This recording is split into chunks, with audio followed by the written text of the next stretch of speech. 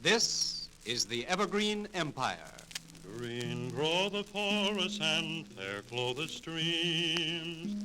The gentle deer grazes, the wild blossom gleams. From ocean wave raging to mountain serene, all nature's proclaiming our land's evergreen. Welcome to Columbia Conversations. I'm Feliks Banel, editor of Columbia Magazine for the Washington State Historical Society. On this episode, we speak with used books and retro reviews columnist Peter Donahue. The writing was a way to get the word out about the Northwest. They were trying to overcome that sense of provincialism or that sense of being looked over.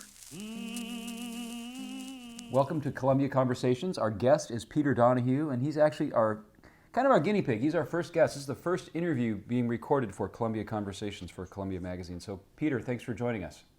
Thank you, Felix. And where are we talking to you from today? I'm home in Winthrop, over in the Metcalfe Valley. How long you lived in Winthrop? I'm in my 8th year here. Why'd you choose to live there? Well, I was living in Birmingham, Alabama, and my wife and I are from Northwest, and we always wanted to come back, and I found a job in OMAC, a teaching job at Wenatchee Valley College in OMAC. Oh, that's I'm very great. happy with. God, that's great. What a nice way to, that's a nice thing to put together. Yeah.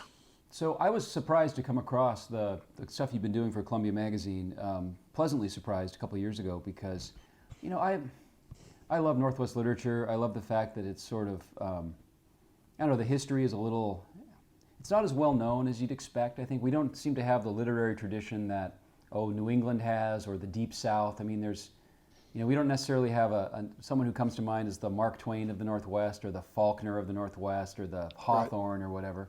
I'm not trying to get all booky literary here, but it's like I always struggle with this idea of Northwest identity and Northwest sort of regional mythology, and so much of that is in these books, these novels, and other written materials from the last 150 years or so. What first attracted you to do this kind of research? Well, I was curious about that question. Does the Northwest have a literature? I did once hear a very famous contemporary Northwest writer say, no, it did not. It was too young to have a literature comparable to the South.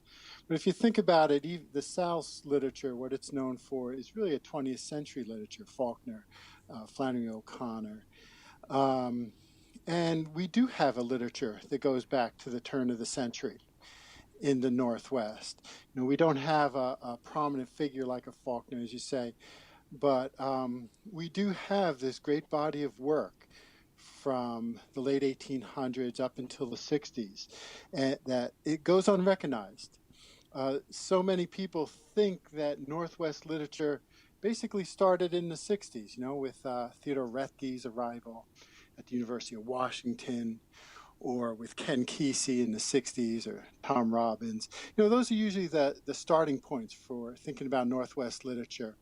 But there is a great foregrounding to those writers and poets.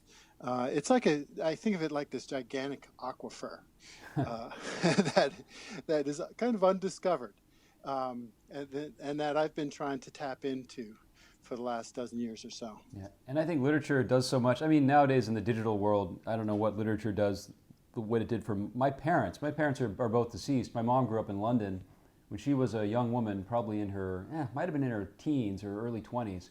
She read Betty McDonald's The Egg and I as a girl in England, and she thought Seattle was pronounced Seattle. Yeah. But so 10 years later, 15 years later, when my parents have immigrated and they're in the United States and they're living in California, and my dad gets a job offer from Boeing in Seattle, my mom has this picture in her mind of what Seattle is like based on what she'd read in The Egg and I, descriptions of the water and the ferry boats and everything. And that's just the power of literature to span the miles and the years like that I think is very cool. And I also there's something about the cover art on these. So many of these have such wonderful cover art. Yeah, it's beautiful. A lot of Art Deco type designs, and some really beautiful cover art. And there's this notion of people thinking there is no Northwest literature. It almost feels to me like there's a sort of a inferiority complex or something.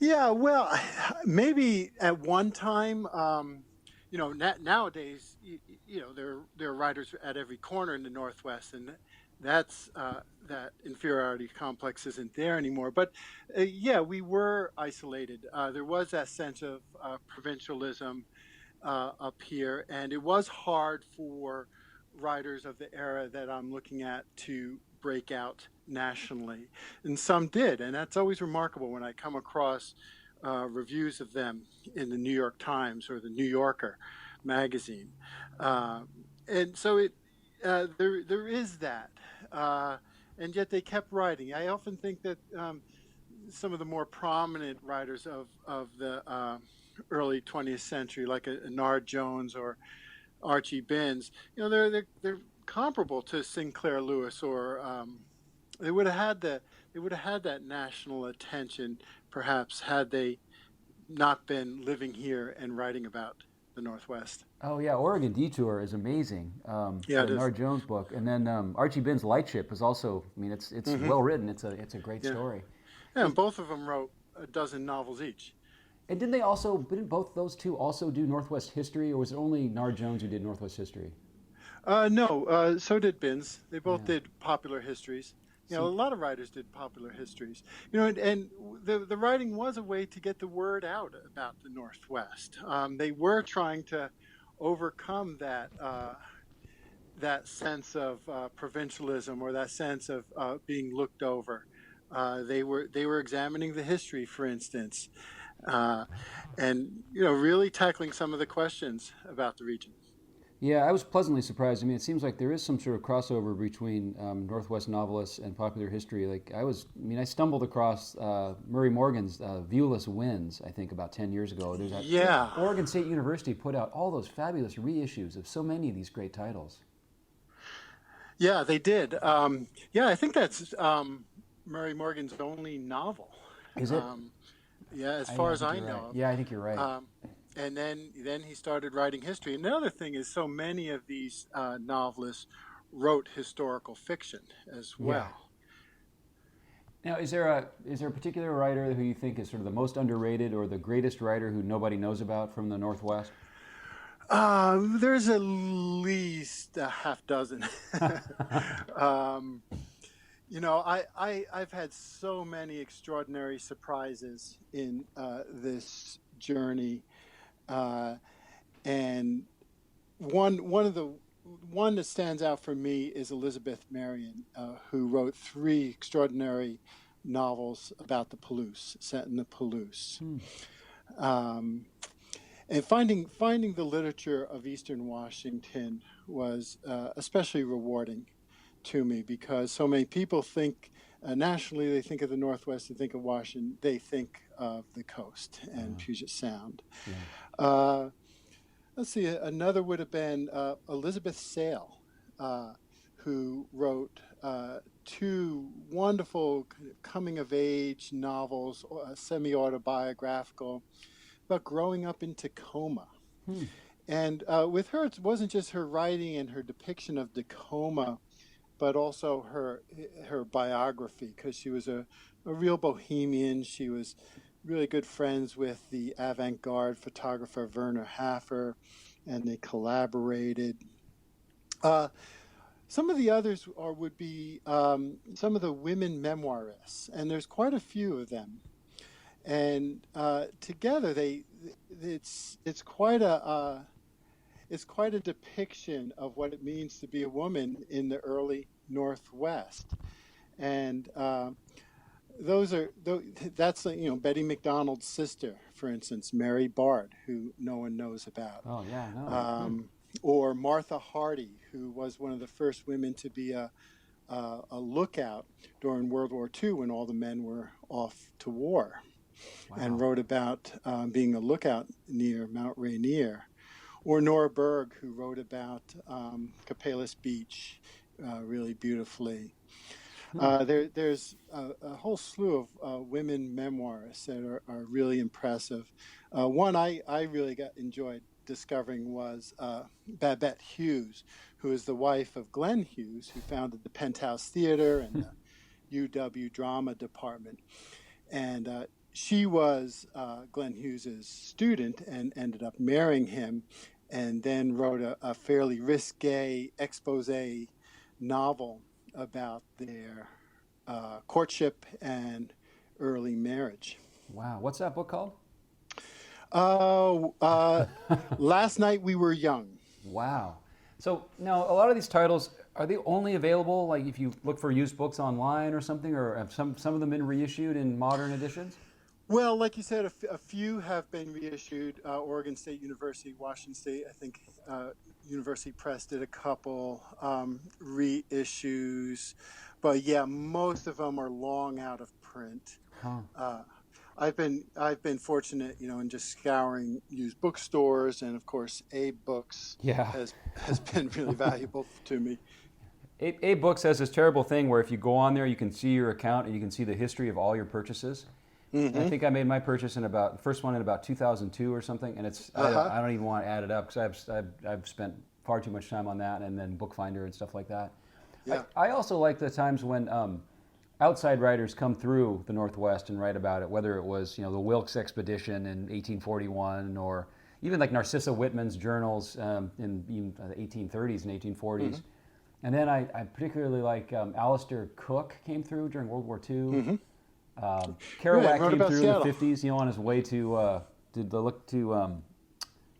work in the fire lookout in the summer of 54 or 55, I think. Yeah. And then I think who's the guy who wrote Travels with Charlie? John Steinbeck. He has a really famous passage where he just trashes Seattle about being, if he'd been there 20 years earlier, and if no one told him where he was, he wouldn't know that it was Seattle anymore, and the hills were filled with the rabbit warrens of the future, and the city was choked by freeways. And anyway, that's pretty good. And it's nice it's great that you've been doing all this work. What first drew you to start looking into Northwest, sort of unknown Northwest literature? Well, it kind of stemmed out of doing my anthology that came out in 2010, Reading Seattle, of Seattle literature, Seattle prose and fiction and nonfiction.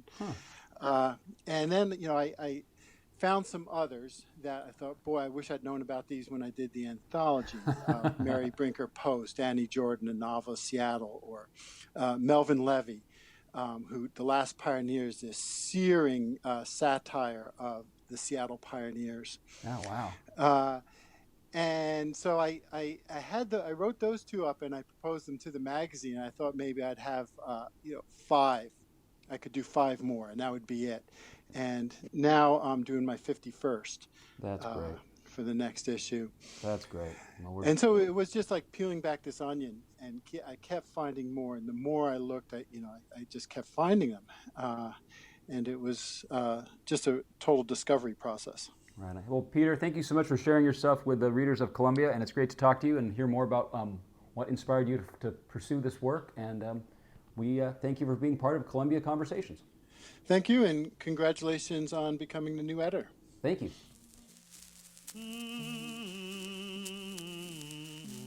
Thanks for joining us on this edition of Columbia Conversations from the Washington State Historical Society. For more information or to subscribe to Columbia Magazine, please visit washingtonhistory.org. I'm Feliks Banel.